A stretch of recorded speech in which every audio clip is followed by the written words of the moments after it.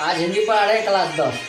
यहाँ लिखे है हिंदी कक्षा 10वीं बोर्ड परीक्षा खंड व है विषय निष्ठ प्रश्न। निम्नलिखित कथांशों में से किसी एक को पढ़कर नीचे दिए गए प्रश्नों के उत्तर दे। प्रत्येक प्रश्न 2 अंकों का है।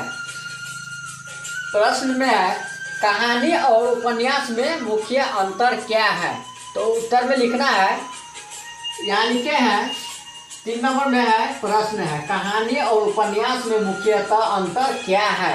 नीचे में लिखे हैं हम 3 में कहानी और उपन्यास में मुख्य अंतर इस प्रकार है। 3 तरह का उपन्यास है। अब 1 में लिखिए, उत्तर लिखिए 1 में, 1 लिखिए डैश मारिए, उत्तर लिखिए डैश मारिए। 1 में लिखिए कहानी में एकान्विति प्रभाव होता है। आगे लिखिए जबकि उपन्यास में समेकित प्रभावान्विति होती है। 2 नंबर में डैश मारिए, उत्तर लिखिए 2 नंबर में, उत्तर लिखिए डैश मारिए।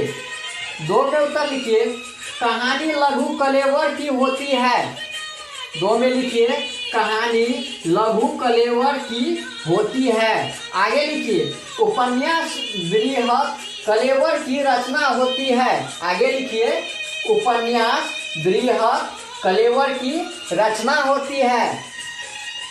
3 नंबर में लिखिए, 3 नंबर मार के उत्तर मार के डैश मारिए। 3 में मारिए कहानी में एक ही कथा होती है। 3 में लिखिए उत्तर में कहानी में एक ही कथा होती है। आगे लिखिए लेकिन उपन्यास में मुख्य कथा के साथ साथ अनेक गौण कथाएं होती है। गौण में अधिक। 3 में लिखिए, फिर से बता रहे हैं, उत्तर 3 मार के डैश मारिए। उत्तर में लिखिए कहानी में एक ही कथा होती है।